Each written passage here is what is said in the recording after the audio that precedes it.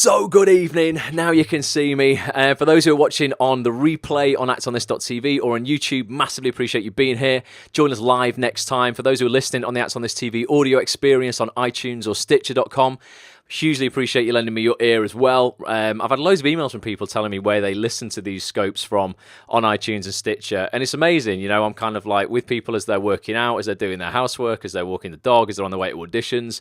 It fills me up. Let me know where you are listening from, and you know what, guys, one thing you can do for me, people email me quite a lot going, Ross, like, anything I can do for you, and I'm like, honestly, the one thing you can do for me, and the only thing I ask of anybody, is to spread the word that we do this. And if you are listening on iTunes or Stitcher.com, please just leave me a review.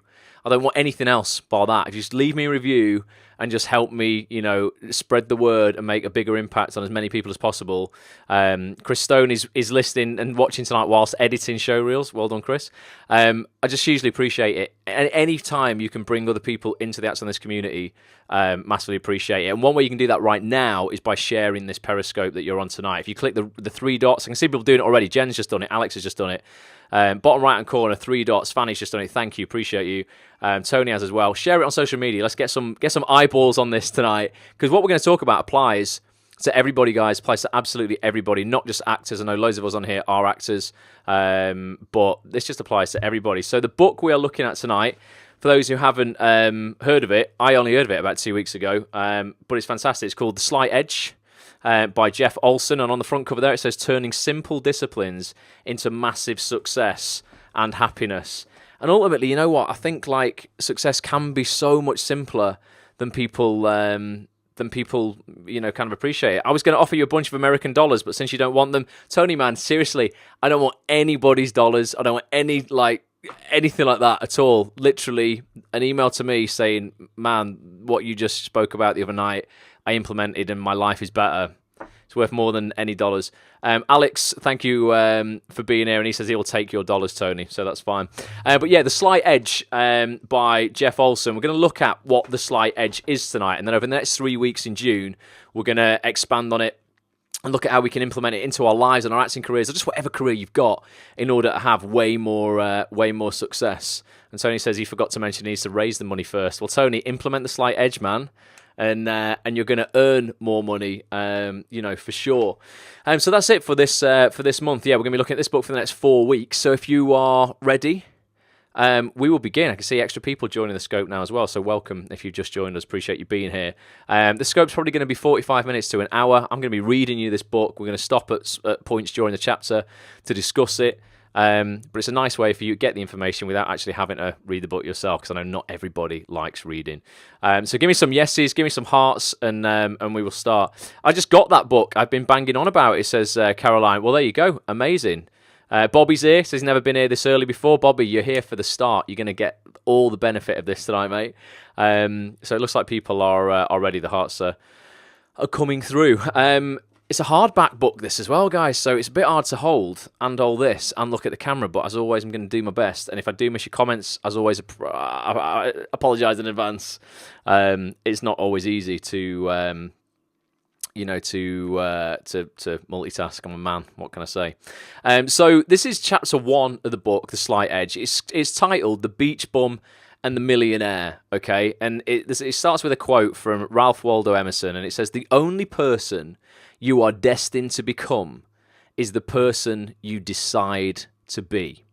And I made a video a little bit about this and what's currently going on in the UK this morning about the general election that I want to play at the end of this scope and get your opinion on, because I think people are deciding right now in the UK to focus on what could go wrong in their lives or what could go wrong in the general election, as opposed to focusing on what could go right and what they ultimately can choose and decide to be. They feel they're being dictated to by a particular political leader or whatever, and whatever they say is going to affect their life. And ultimately, I'm like, man, you are totally in control of your own life. You can be whatever you decide to be.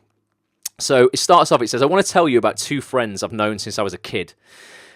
Guys from my old neighborhood in New Mexico. These 2 characters grew up together. They went to school together, they graduated together, and they roomed in college together. They were both pretty personable guys, and I got along with both of them. They had identical childhoods, though, and by high school, they'd both earned reputations as mischief makers." Who's a mischief maker on here? Give me some hearts if you're a mischief maker. Still, they both had more than enough drive and ambition to make up for whatever strikes they had against them. When you add it all up in terms of their skills and potential, I'd say they were evenly matched. In fact, they were almost identical in every way. Fanny says she's guilty. That's me, says Eloise. You're all guilty of being mischief makers.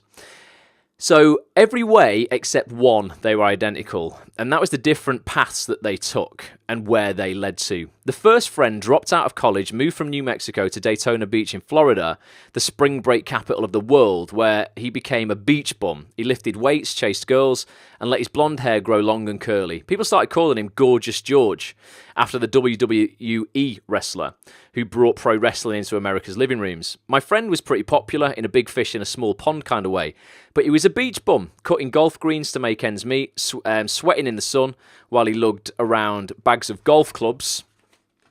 Just turning the page for those on the audio experience. Bags of golf clubs for the wealthy. Frustrated and unhappy, he eventually left Daytona Beach and went back to New Mexico, where he went into business for himself. And what happened? The business failed, and Gorgeous George lost everything. So that's Gorgeous George. Then there was my other friend, Gorgeous George's buddy. As an adult, the guy led a charmed life. Graduating from college as an A student, he went on to business school and graduated in the top of his class. Then he got recruited by a gigantic tech firm, built a stellar resume, and went on to create a string of entrepreneurial ventures, each one more successful than the last. Today, his life is rich in every way. He has a beautiful, amazing daughter, thousands of friends around the world, runs a record-breakingly successful company, and is happy beyond measure. Yet he still stays in touch with his childhood friend, the beach bum. In fact, they're still in very close touch. I often think about these two guys because I know that I could have been either one of them. Matter of fact, I was. Because here's one part of the story I've left out. The reason those two guys were roommates all those years and the reason they're still in constant contact today is they are one and the same person. They're both me. The college dropout who became a frustrated beach bum who eventually took his shot at business but bottomed out there too. That was yours truly. That straight A student and college graduate who went on to create one business success after another, who became a millionaire in has a fabulous family, friends all over the world, and is richly happy, fulfilled, guilty as charged. I've been blessed with a lot of success in my life, but I'm sure I didn't start out that way. I started out as Gorgeous George, the college dropout golf greens cutter. And I'll tell you a secret, I'm the same person today that I was then. Not that I haven't changed a lot through my experiences, we all do that. What I mean is deep down inside, I'm really no different than I was then. It's not as if I had any sort of lightning strike overnight transformation. I didn't go to a mountaintop, I didn't experience enlightenment, and I didn't have a near-death experience that showed me the truth of universal brotherhood. Although I did go through some pretty terrible failures, and at times they felt like near-death experiences. I didn't change who I was as much as I changed what I did. I didn't change who I am, because no matter what the gurus and therapists might tell you, I don't believe any of us can really do that. I mean, we are who we are. The kid who became a frustrated beach bum was never anything but average. Average at schoolwork, average at sports, average in social clubs. The incredibly fortunate and deeply happy man I am today is still that average kid, no more, no less, and I say that without an ounce of false modesty. The only reason I've made the transformation from there to here is that somewhere along the way, I've had the good fortune of being exposed to the slight edge. And that's what we're going to talk about tonight. How I got there, how I got from there to here, and how you can get from wherever you are to wherever you want to be is what this book is all about. So ultimately, two guys. He's lived both lives. A beach bum in Daytona Beach, where basically he just worked for very wealthy people and just made ends meet doing, odd jobs, effectively. And then he went on to actually make some huge businesses. He actually went on to lose it all, and then he got it back. And we're going to sort of go through that story tonight of how he did that and what the slight edge is. I like this book already, says Caroline. It's a great book, Caroline. And honestly, the principles in it, so easy to understand. And I think they're going to fill everybody with optimism, definitely, because ultimately the moral of this book is very reassuring. I'm not going to tell you what it is, but I think you're going to like it when you find out exactly what we're going to talk about. Now, this chapter's pretty long, so I've kind of highlighted bits that I want to talk about, and I'm going to surmise other bits in my own words. Hopefully, I'll be able to, get that over to you guys. But ultimately, what the next part of this chapter is titled My Day of Disgust. And what it talks about is when he basically was the beach bum living in Daytona Beach. This was before he was the guy he is today and before he discovered the slight edge. And he was working day in and day out. Who does this right now? Because I experienced this in retail 11 years ago. Alex, I know you work in retail right now because you have served me recently in retail for a t-shirt not too dissimilar to the one I'm wearing. And when I used to work in retail, many times, and it wasn't a matter of feeling like I'm better than anyone else or anything like that, but I'd be treated like shit. In all honesty, people would come into my shop and they would just be like, you're a servant, I can talk to you however I want, and you've got to do it because you're being paid to do it. And part of me kind of accepted that because it was like, well, you know, I need to earn money, I've just got to put up with this shit. Until one day, I had my day of disgust. And this is what Jeff talks about in the book, his day of disgust, which is ultimately the day where you go, people are saying, oh yes, Alex is saying, oh yes, the day where you go, F this. You know, I'm not saying I'm better than anybody, but I'm certainly, you know, I'm a better human being than these people who are coming in, swearing at me and treating me like shit. I deserve more than this. I'm going to raise my standards of what I demand from my life and what I will accept from other people, and I will no longer accept the fact that I've got to stand here and take this bullshit off these people. Everyone should work in retail at least once to know how much better to treat people, says Alice. Mate, I'm the same. I am so nice now. I go into shops and I end up tidying up for people because I'll see things in out of alphabetical order in record shops and stuff like that. Record shops, listen to me how old I am. In like, you know, CD shops or whatever. And I'll put them back in alphabetical order because I know how shitty it is to work in a shop and how people just throw crap everywhere. So this is about Jeff's day of disgust here. And there's just a little part that I want to read to you guys. So ultimately, he's had a really shit day, and he's been working for these guys, carrying their golf clubs on these golf courses, and he's been looking at these people, and he's like, these guys are earning 20 times what I am earning, and are they 20 times better than me? Are they working 20 times harder than me? And he's like, they're not, because he's seen these people, and some of them aren't quality people. You know, I have this little mantra, OQP, only quality people. I only want to surround myself with quality people. And he isn't. Tony says, in the same way, oh, I've missed that, Tony, but I think, did you say something about restaurants then? Because I know you work in hospitality sometimes and stuff like that, don't you? You get this in all walks of life, but if you're doing a job now that you absolutely hate, and you want to be an actor, or you have aspirations to be something bigger than you are now, you know, anything creative, or just, you know, follow a career path that right now you're too afraid to follow, I promise you, at some point in your life, and I hope it's sooner rather than later, your day of disgust will come. For me, it came because of a altercation I had with a manager who came in to replace my old manager, who was super nice, and she was a bitch, a bitter, twisted bitch who did not support anything that I did. And I had that day of disgust, and I was like, I'm out. So this is what Jeff says. He says, look, he says, for whatever reason, as happens in so many people's lives, I found myself staring squarely at a fork in the road, a point I now refer to as my day of disgust, the moment of impact we sometimes hit in our lives when we come smack face to face with our circumstances, and without having a clue to the what or how of it, we make a decision to change. In that instant, standing there, sweltering in the brutal Florida heat, I came to just such a moment of decision. I suddenly knew that I'd had it up to here with where I was and what I was. Something clicked. The tumblers in the lock fell into place, and I knew that I could never go back to where I'd been only moments earlier. That's so what it was like. I walked out of that shop before finishing my shift and was like, I can never go back to where I have just been 2 minutes ago. I will never enter that stock room where I had that conversation ever again.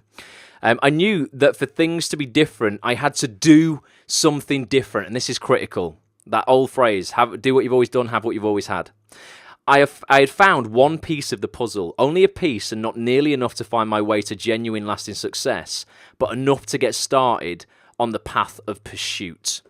So that's what he did. He had his day of disgust that I've had, and I hope people who are doing things that they don't want to do realize soon that life is too short and they start transitioning out of that shit that they're in. You can't often just cut all losses and just walk, because sometimes that's not practical.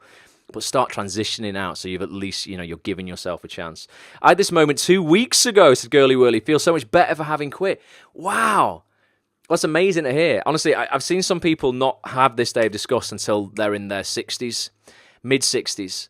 And and they were still working in retail at like an area manager level, and they've had it as well. And they're like, oh my God, like I just wish I'd have kind of done it earlier.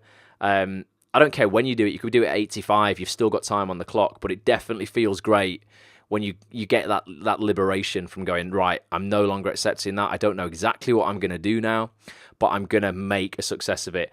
And this is what we're going to talk about tonight, the things that enable you to make a success of that situation. So what happens now is Jeff basically is like, I've got to change and I've got to look at things differently. And he actually goes back to school and he goes back and he does a degree at university. And he actually, for the first time in his life, ends up like, with straight A's. This guy is just an incredible, has an incredible work ethic now and really hustles for the first time in his life. I also work at RSVP, which is a call center for actors, and I hope soon I can get out of that, says Alex. Yeah, I mean, at least that's a job kind of, that will, help with your acting, because if it's for actors, then they're going to be more lenient when it comes to auditions and stuff, Alex. Patrick, I missed your comment there, mate. I'll ask for it again in a sec, and when I know I can definitely read it. So that's what he goes and does anyway, and then he ends up working for this massive company called Texas Instruments, and he works there for the next 5 years, and he works his way up, and he actually he does really, really well. He becomes like headhunted by other companies and stuff, and he becomes a bit of a massive player in management, but he soon realizes that the corporate world isn't for him. He's like, actually, you know what? I'm starting to feel limited again, like I did with my old life. I'm having success and I'm earning a fair bit of money now, but I'm still not following my dreams. I'm still not following, my actual path. And he makes a decision to actually set up his own, his own company. He sets up his own company, and it's a solar company. And he moves to... Where's he moved to? I think he moves to Albuquerque. And he sets up this solar energy company that becomes absolutely massive. Let's have a look. And then he says, and at first, it looked like I indeed made a very smart decision. So he's made this company on solar. He says, and within my first 2 years, my company was one of the top in the nation. And before long, we became one of the largest solar energy companies in America. So the guy's just crushed it over this 7-year period. I was thrilled, on top of the world. What I didn't yet know was that nothing ever stays the same. Everything is in motion, always. Everything changes, and that was what happened next. Times changed. Remember, we looked at Who Moved My Cheese, that great book about dealing with change, and if you don't get ready for change and you stay where you are, you get the rug pulled out from underneath you. This is what happened to him now. He says, tax laws changed. Our industry was hit hard. Before I knew what was happening, my company had collapsed and I'd lost everything. I'd gone back to zero and below, owing more money than I could ever even hope to make again. I couldn't believe it. My super achievements had turned to dust right before my eyes. My millionaire life had evaporated, leaving me right back in beach bum land, the guy with nothing. They even took my car. Okay, so he's gone from having nothing to over 7 years, getting his head right, and incorporating this massive company, being a millionaire, living this millionaire lifestyle, and then boom, the whole Who Moved My Cheese moment happened, and he lost it all. And that led him to something he now calls his night of despair. So he's had his day of disgust, and now he's got his night of despair. Caroline says, flip, exactly. And his night of despair, he says, this time, it was no epiphany. This time, it wasn't like that moment on the Orlando golf course. There was no switch I could throw in my life, no sudden resolution to make things better. I'd already done that, and look at where that had gotten me. No, this time I needed to sit down and start carefully, methodically, systematically sorting through the mixed up pieces of my shattered life. There had to be some logic here, and I had to find it. So he sets on figuring out exactly what went wrong. So let's see. I'd been a college dropout, a beach bum, and complete financial failure. And I'd also been a straight-A student, top corporate manager, super achieving entrepreneur in a cutting-edge industry, and complete financial success. And all of those had been the same person. So what was the difference? It made no sense whatsoever. Or did it? The more I looked at it, the more it seemed to me that this roller coaster was not a matter of bad luck or a fluke of circumstances. It couldn't be. There was something about what I was doing that wasn't working. But on the other hand, there had obviously been times when what I was doing had totally been working. So what was the difference? For the first time, I began to see that over the years of my career, I had gone through a sequence of experiences that held the secrets to success as well as failure. I began to see that the seeds of both beach bum and millionaire lay in the simple actions I took every day. And this is how simple it can be, down to the simple actions you take every day. Not the massive things, but the simple things, guys. So Caroline says, gosh, this is me. Okay, well, we're going to fix it for you, Caroline. So this next part of the chapter is called Escaping the Curse of the Roller Coaster. And he says, up to that point, I knew I was average. If I'd continued accepting that as simply the way things were, then nothing much in my life would have turned out for me. The shift in my life began happening when I stopped taking it for granted that just because I was an average guy, that meant I was doomed to be to have no more than average results. Lots of people, and Fanny, I was talking to you about this on Instagram a minute ago. Fanny's setting up this improvisational group for actors, and I think right now, because it's brand new, Fanny, your mindset is still at the point of where it's like, you know what, who am I? I'm an imposter in this. I'm only small. I'm not qualified to do this, or I'm just average, or all those kind of things. And that's setting off on the wrong foot entirely. You know, you can't be like, you know what, I'm average and all I'm ever going to have is average. Otherwise, there's just no point in starting anything. You've got to start off as if like you are, you know, going to create the biggest improvisation, you know, thing for actors on the planet. Otherwise, there's no point in starting it off, because you're always going to limit yourself, like you put a glass ceiling on, you know, on what you are doing otherwise. So we're going to look now. I've got two diagrams I'm going to share with you. My connection's just going on Periscope here a little bit. I'm just going to X out and come back into this myself so I get a better connection. Periscope does this sometimes, guys. If you're not getting a great connection sometimes, hit the cross. That's miles better now. And then just exit out. And then when you come back in, I can see myself there. It's all nice and good connection again. So we're going to look at ultimately how you stop, you know, being average. He says, I now started questioning whether this was true. Okay, I began doing a systematic review of my life and taking a very close look at my actions and my results. Actions always lead to results, guys. If you take massive action, you get great results by default. If you take no action because you don't believe you're ever going to have anything to do, you know, you're never going to have actually, you know, be able to achieve that or build that platform, Fanny, or anything like that. You take little action and then you get shit results because you've not taken enough action. So he says, here's what I saw. When people are looking down the barrel of failure in their lives, they will do whatever it takes to get themselves moving, something, anything, to start climbing upwards towards the point of survival. And that was what I'd done in that shop. I thought, you know, ultimately, I'd hit, not rock bottom as such, but I was like, I'm out of this place. I'm not working for minimum wage anymore. I have to do anything to get out of this and make this work. So I was facing failure otherwise. If I hadn't done something to get out of that situation, ultimately I would always be, in my eyes, what I would have classed as, you know, failing effectively, not fulfilling my potential or actually committing to who I am authentically, myself, and doing what I want to do for me. So when people are looking down the barrel of failure, they often hit this point where they're like, I've got to do something, and they take some action, big action. So they start climbing upwards towards the point of survival.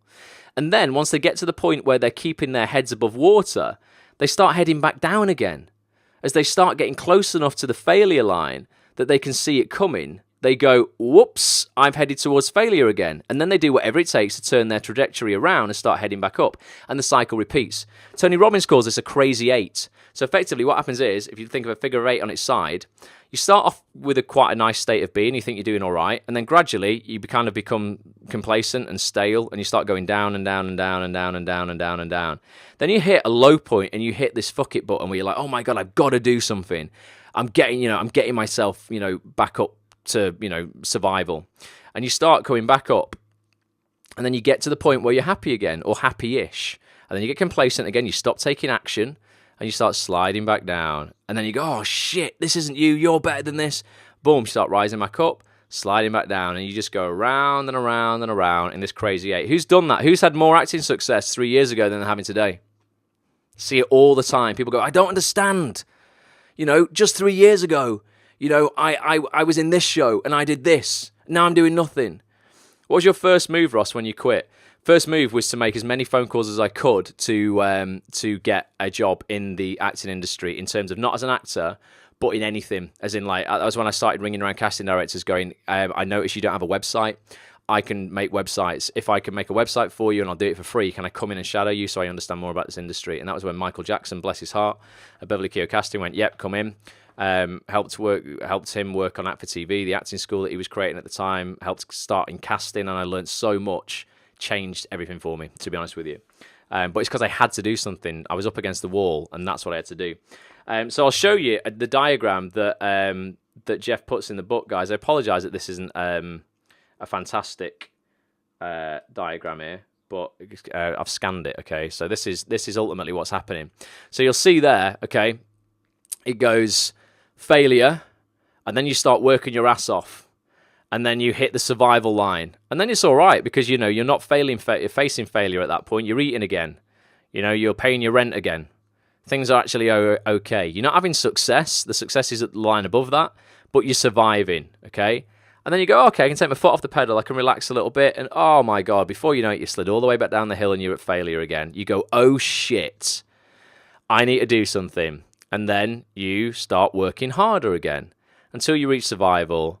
And then the whole thing just starts again and again. So if you recognize that, give me some hearts. I know people on here are. If you say you've never been there, because I've definitely been there, you're lying.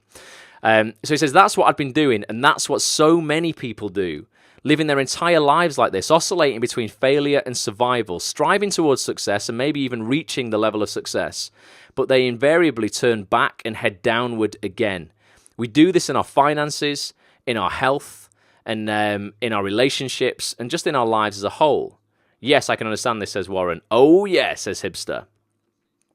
So he says, why? Why do we do this? Well, you could say it's because we sabotage ourselves for all kinds of reasons. You can put anything on that, guys. He puts examples here like our father was mean to us, so now we're mean to ourselves. We're conflicted because society sends us mixed messages. We've fallen into a pattern of self-sabotage because for some reason we don't feel we deserve success. And, maybe some of those things are true for you. But, maybe they're all true. I've no idea. And truthfully, I don't care because none of that matters. The truth is, what other factors may or may not be there, the only reason we keep following this roller coaster of almost success and nearly failure is this wave of mediocrity, this curse of the average, is that we're missing one simple point, okay? We're missing one simple point out here, and that was the point that Jeff stumbled upon. He says, as I began examining my successes and failures, what I gradually realized was that the very same activities that had rescued me from failure, this is critical, listen to this, right? The very same activities that had rescued him from failure, that had carried him from the failure line up to the survival line you now see on your screen. Sorry about those on the audio experience, you don't see this, but if you imagine a wavy line, that's not very good description, is it? Like a humpback. How would you describe that, guys? Those looking at it, how do you describe that to those on the audio experience? It's an oscillating line, basically. So it goes kind of like if you were just creating a wavy line horizontally, goes up, then down, up, then down. Loch Ness Monster, says Alex. Okay. So basically the failure line is on the very bottom, and then the top of the bridge, like an audio wave, says Fanny, is the survival element. So that's where you hit survival, and then you go back down, and then you go back up to survival, back down to failure, back up to survival, down to failure. And that's because, people are missing one point, okay?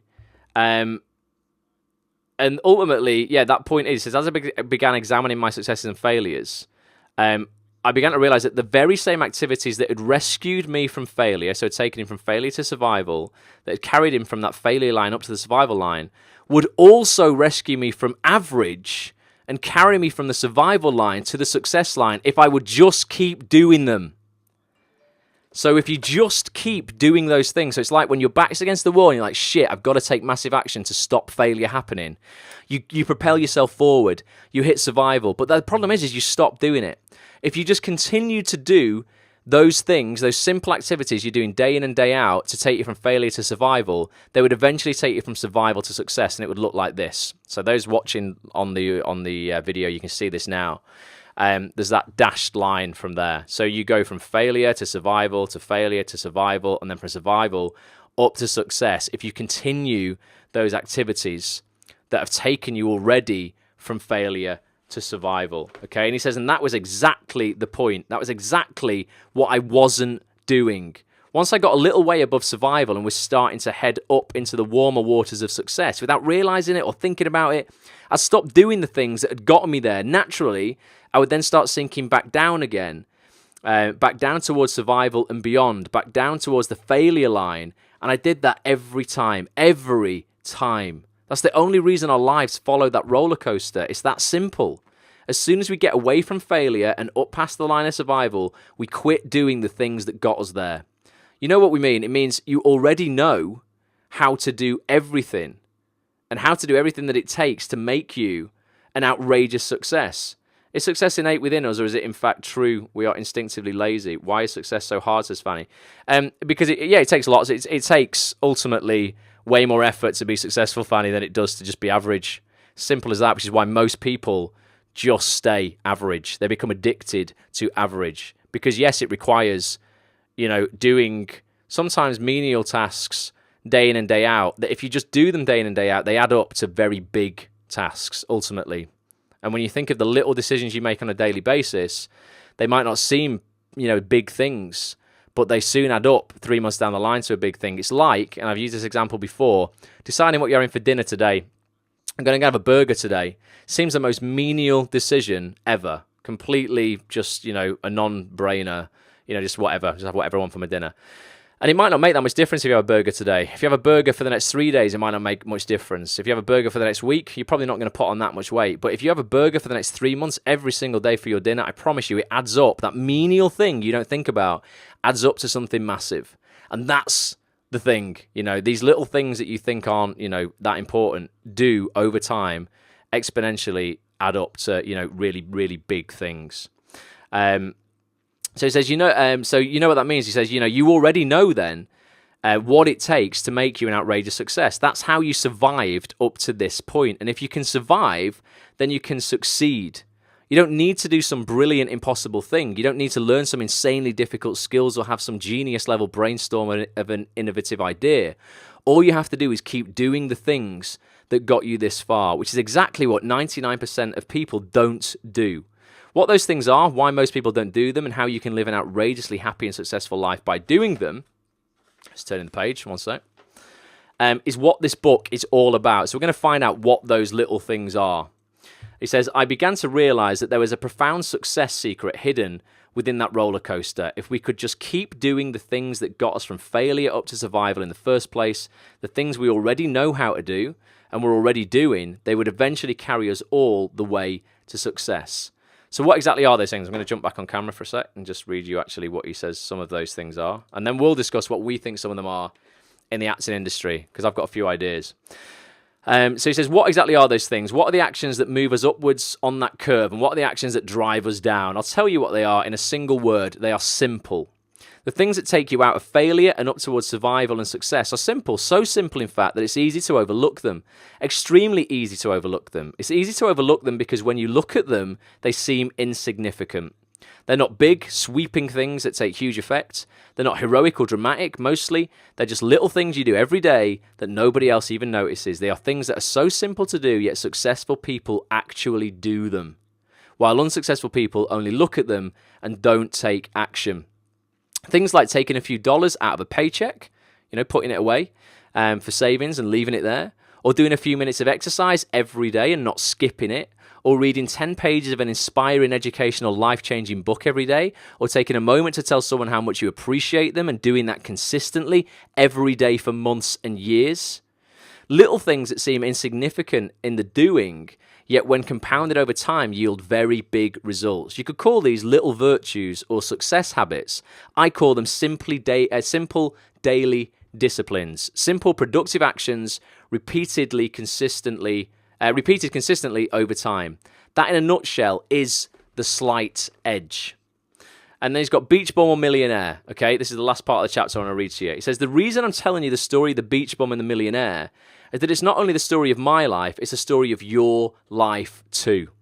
You have both a beach bum and a millionaire inside you, a potential failure and a potential success. We all do.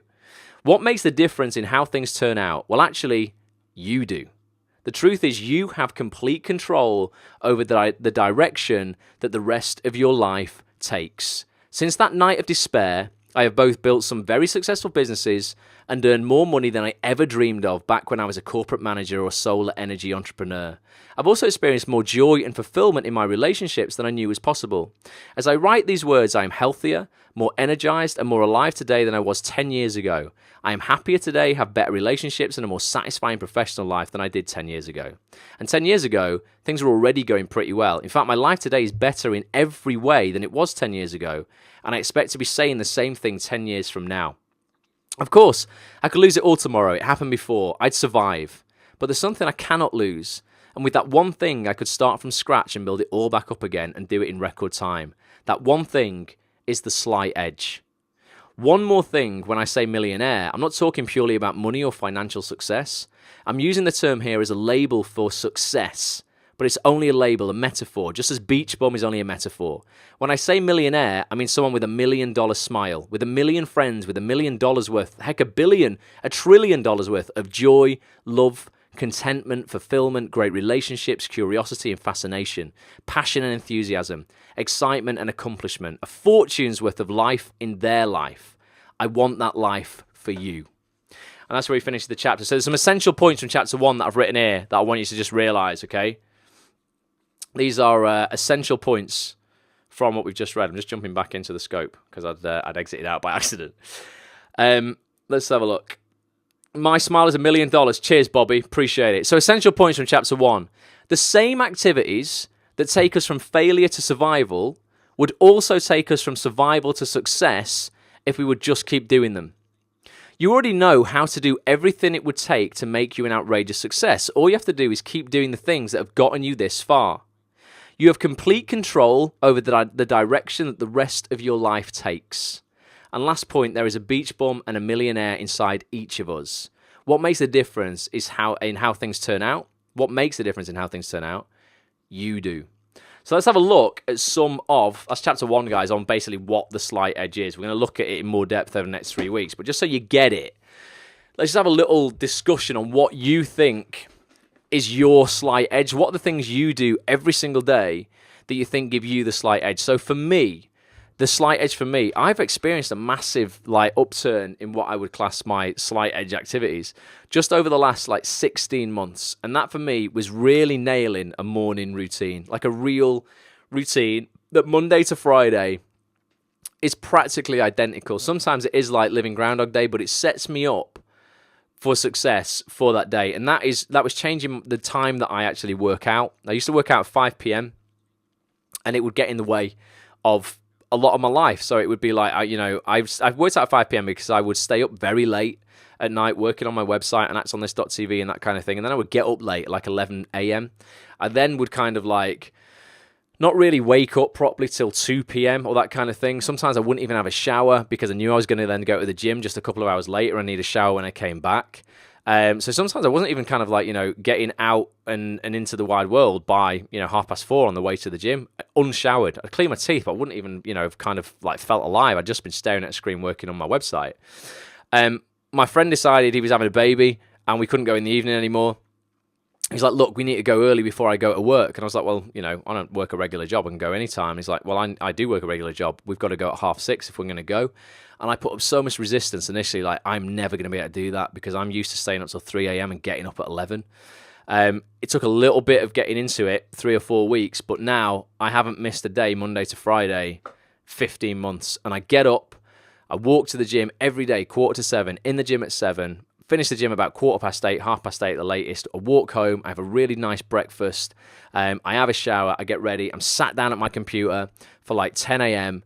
and I know I've got no disturbances the whole day. If I need to be here the whole day, I will be. I'm alert, I'm awake, I've fueled my body with really good stuff, for my breakfast, and my productivity has gone through the roof. Literally, I've never been as productive as I have been over the last 16 months. That has had huge effects on my health, my physicality, how I look. That has effects on my confidence when I go out, how I interact with people. When you interact with people in a different way, in a more positive way, they want to be around you more.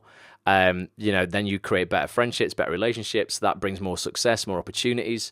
I can't tell you literally how that slight edge of fixing my morning routine has had enormous impact on so many other areas of my life, and I never believed it would. Seriously, I was like, it doesn't matter. All these things I read in books, I read a lot of autobiographies from very successful people.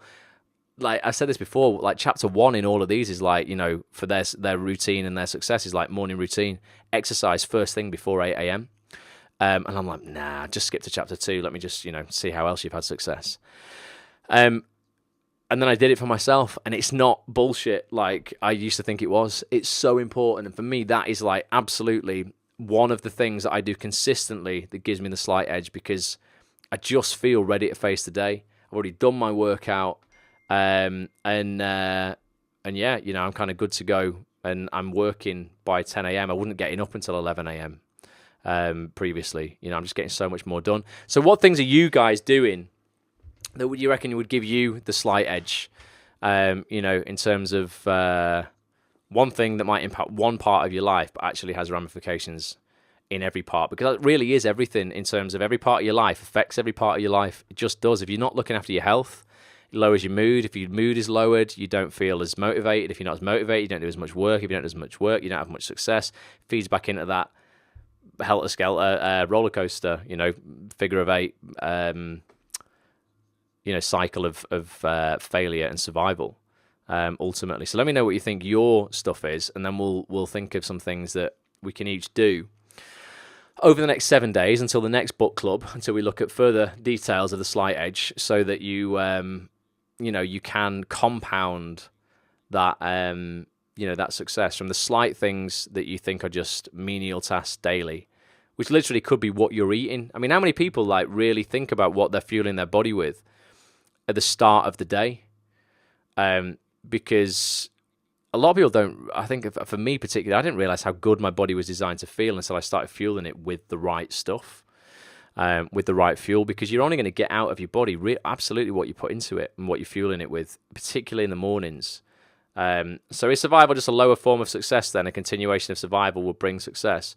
No. So, survival ultimately is where where you feel the pressure is off you in terms of like, you're not at immediate risk. Failure is where you might be at immediate risk of like, if you can't pay your rent, you're just about to hit massive failure because you could get kicked out of your house. If you're just earning minimum wage, so it's just covering your rent and you're living month to month, you're in survival mode. So you're surviving. So ultimately, that is a form of success because you're not on the streets and homeless and you don't have, you still have a job. But is it what you really want for your life? It's not. You don't want to survive. You want to live and have success and have freedom and have, an abundance of not just cash, but time to do the things you want, to spend, that time with people that you love and care about, to travel, to experience variety, to feel certain, to feel significant as well, that you are winning. It's a huge part of our state of being is feeling significant. And also, to feel connection with other people. You can't feel connected to your friends if you're spending 12 hours a day working for minimum wage or whatever and you feel that you're trapped.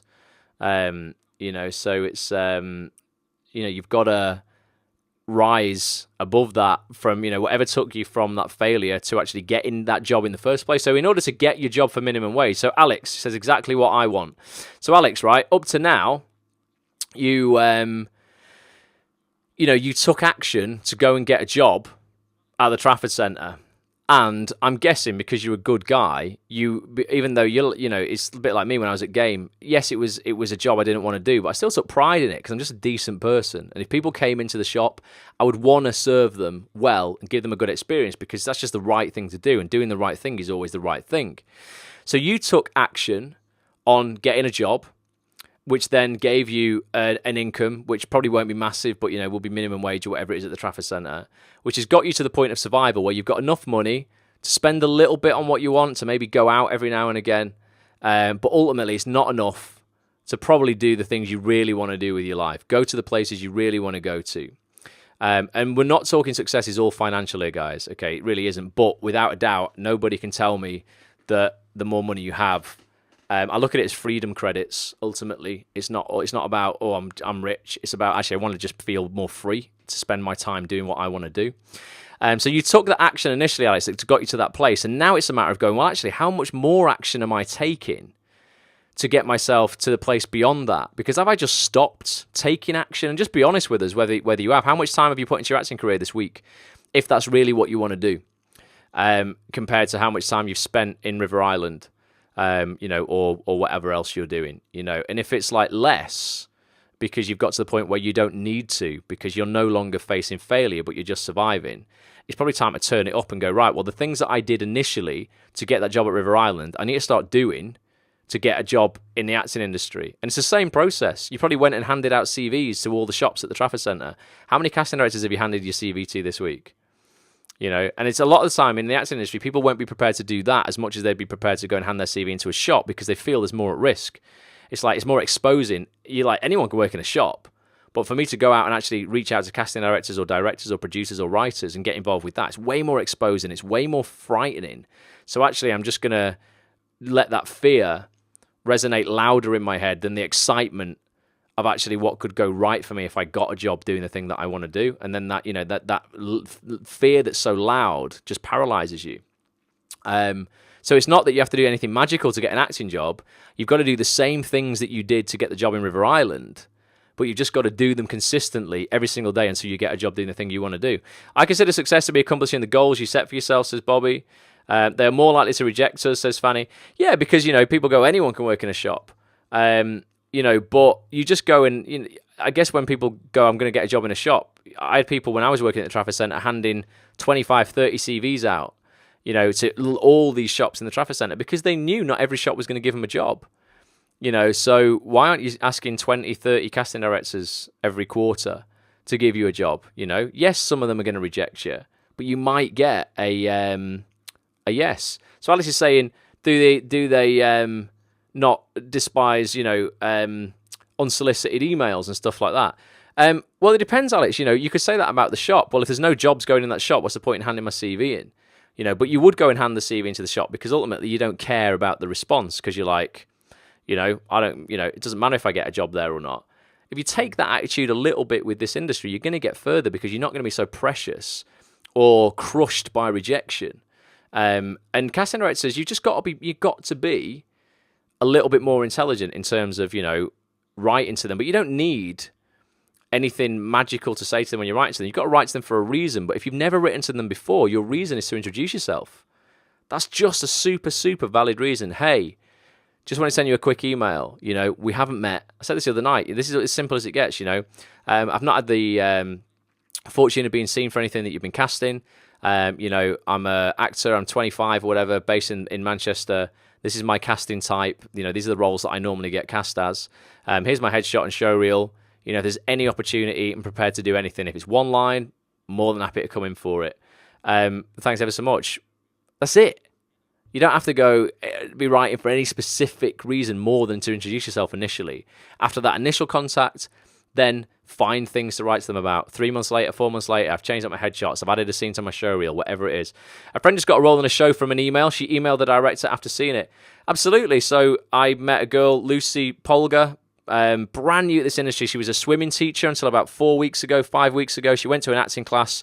She blew the tutor away in an acting class with one monologue that she did to camera. She got that piece that was filmed.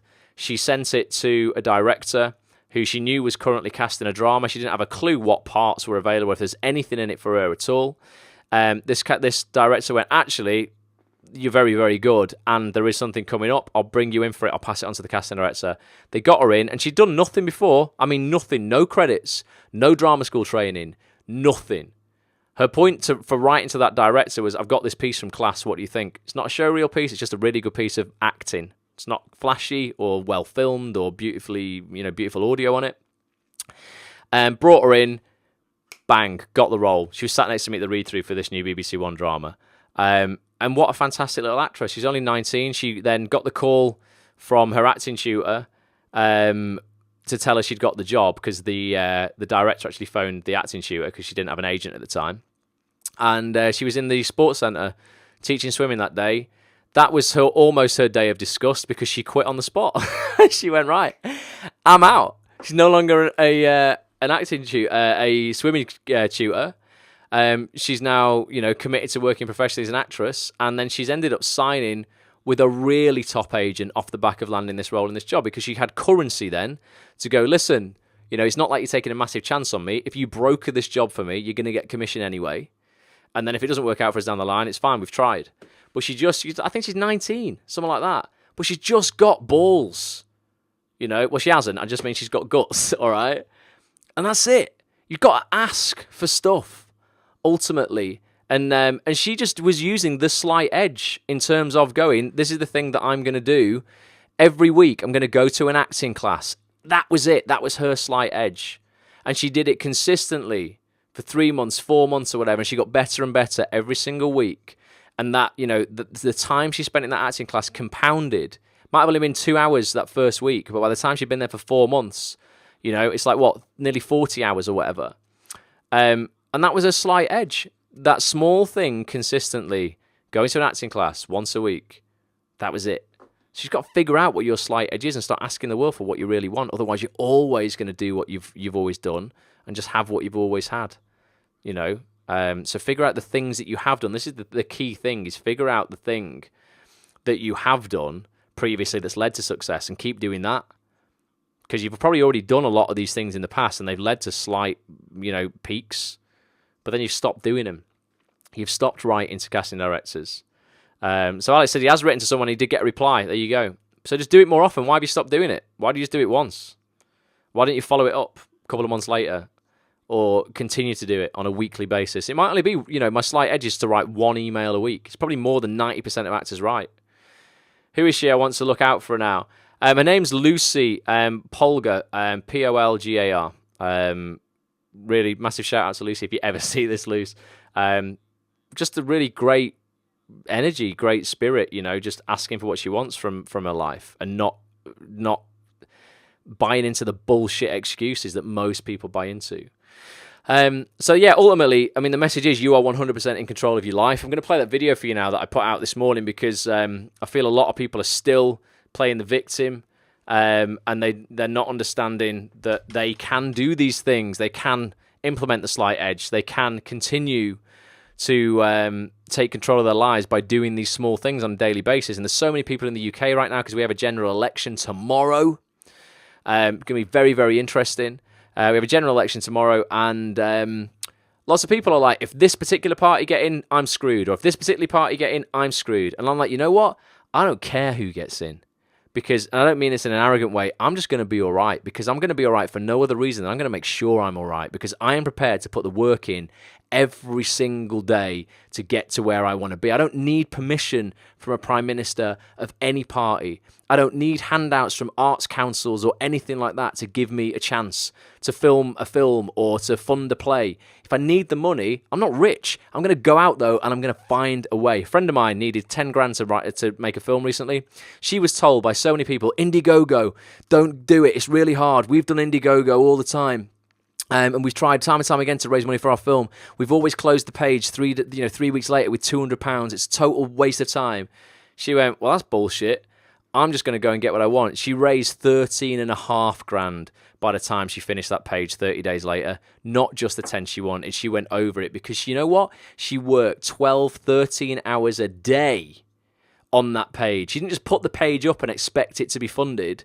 She went out, ran road shows, went to all schools, acting classes, went and gave talks on the thing that the film's about, because it's about raising awareness of a particular disability, all this kind of stuff.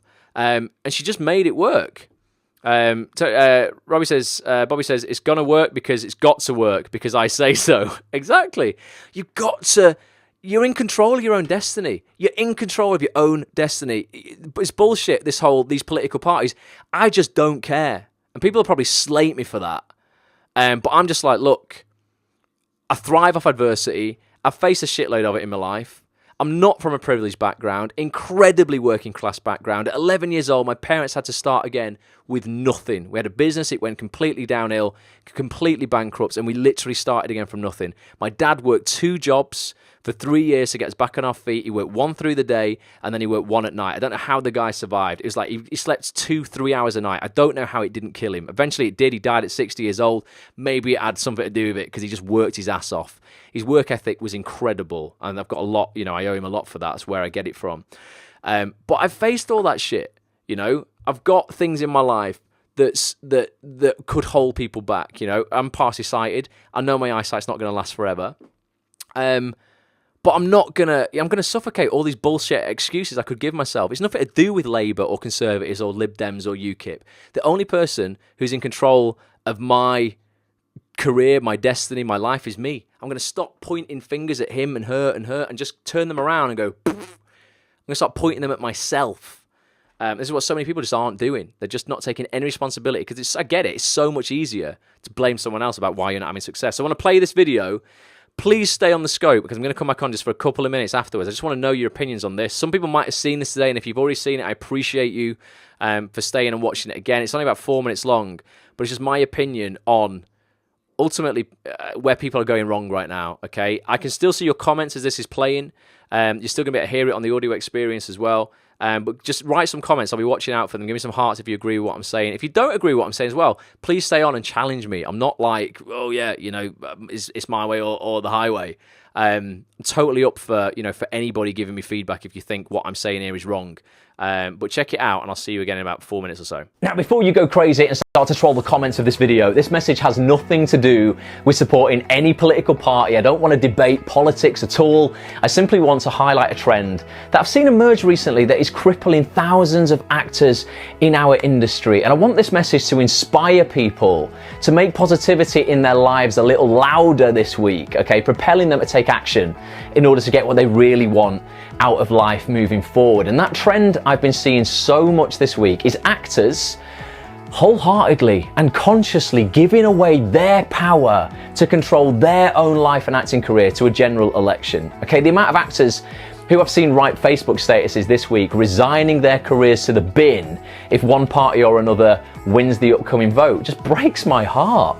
It's like they have no concept whatsoever that they themselves are actually 100% in control of their life and career, whichever way this election goes. And by wasting days on social media complaining about Theresa May or Jeremy Corbyn, you're giving away all your power.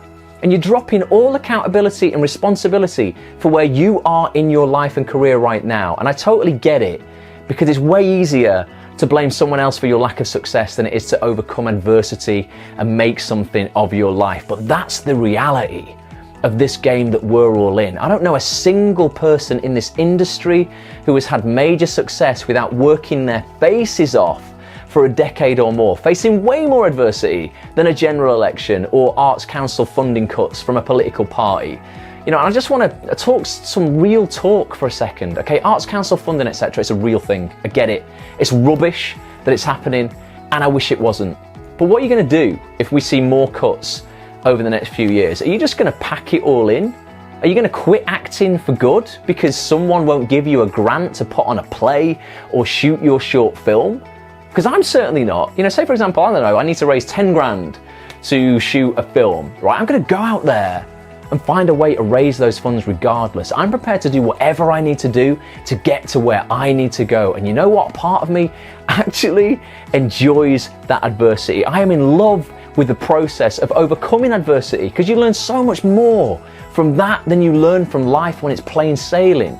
So regardless of who wins this election, I can promise you I'm going to be all right. And it's not because I'm rich or privileged or anything like that.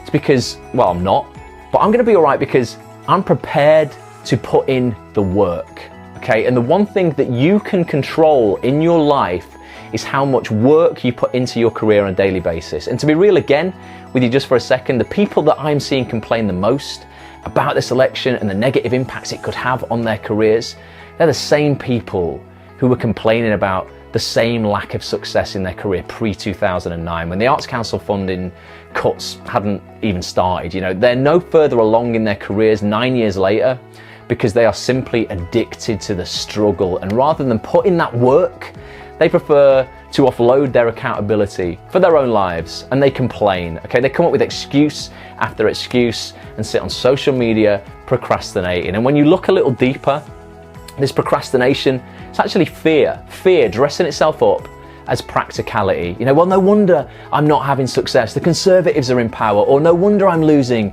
Oh, it's all Labour's fault. No, the reason that you are both losing is because in your mind you have given away all of your power to these people who actually have nothing to do with your career. Your fear of losing is louder than your excitement for winning, and that's the real problem here. I'll say it again, your fear of losing is louder than your excitement for winning.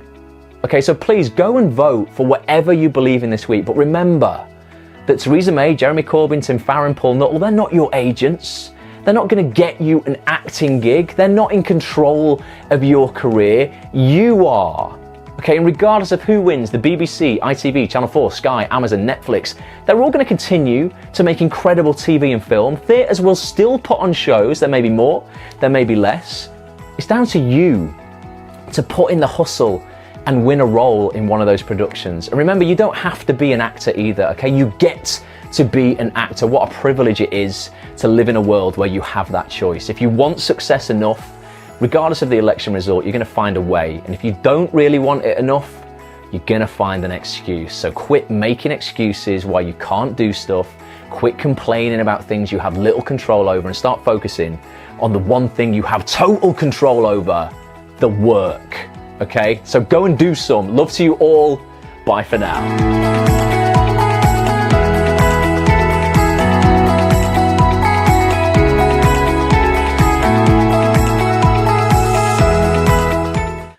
And there you go. So that's my my take on what's going on at the moment. Alex says, I love that you don't have to be an actor, you get to be an actor. That applies to so many things in life. And I don't want people to think as well, guys, that this is belittling any other like areas of politics in terms of, I think there are genuinely some things that if you are voting, and I think everybody should vote, that, you need to weigh up and actually, vote from a place of where you're educated ultimately on the policies that these parties bring, because there is a wider issue here as well of healthcare and education and policing and all that kind of stuff.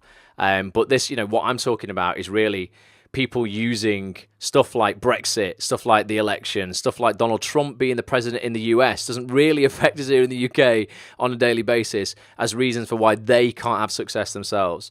And certainly to a certain point, if we look again and bring it back to success and the financial, that can come with that, ultimately, if you do focus on yourself and you end up having success that brings financial success with it, you can kind of alleviate some of those other stresses that we worry about as well. You could, if you really needed to and you had the funds, you could go for private healthcare, or that kind of stuff. You can, find ways to circumvent other issues that we're facing as a wider community at the moment. And that's not to take away from those. I think there's massive issues there. And if I for one, would be so gutted if we lost the NHS and it did go completely privatised and that kind of thing. It's such an incredible resource for us in the UK. Incredibly proud of it. And it's helped me personally so much in the past. Operations on my eyes, etc. And other members of my family, it's a big part of, of what has been a big part of my life. And all of our opinions and stuff are based on our past experiences. So those people who have not had to have anything done might not care as much. And that's the great thing about this country. We live in a democracy, not a dictatorship. So the beautiful thing is you should go and vote for the thing that suits you, because that's all we can do. Ultimately, people's manifestos will resonate more with you than someone else's, and that's fine. You go and vote for that thing. I don't hate someone if they vote for a different party to me or support a different football team to me. That's the equivalent of it, isn't it, really? It's fine. I want people to vote for the thing that is going to help them and their family and their loved ones the most, because ultimately that's all we can do, because our belief systems are shaped by our previous experiences. But that's the beautiful thing about living in the free world, is we can go and vote for the things that we believe in. So do vote, but don't use stuff like the election as an excuse to procrastinate and just think that you can't do stuff because of these external circumstances that you have no control over. Go and vote tomorrow and then forget about it. Don't ponder on it for 3 months like a lot of people are going to do on Facebook and complain on Facebook for the next 3 months. Equally, people have already been complaining about it for the previous 3 months. So they've wasted half of the year when hopefully you guys have been knuckling down, hustling and getting to where you want to go. So yeah, it's been actually quite a long scope tonight, guys. It's actually been an hour and 7 minutes. We normally only do an hour, but I appreciate you for being here. Thank you very much. There's a couple of people who have had connection issues, but don't worry, because you'll be able to watch the replay literally directly after this on Twitter. I'll also upload the replay that will be flawless to YouTube because I record it locally here. So if you have missed anything, you've had an issue with your connection, you're going to be able to get the replay completely flawlessly on YouTube and on actonthis.tv tomorrow. Make sure you subscribe to the YouTube channel. Just search for Act on This TV, all one word, youtube.com actually, /Acts on This TV. Subscribe.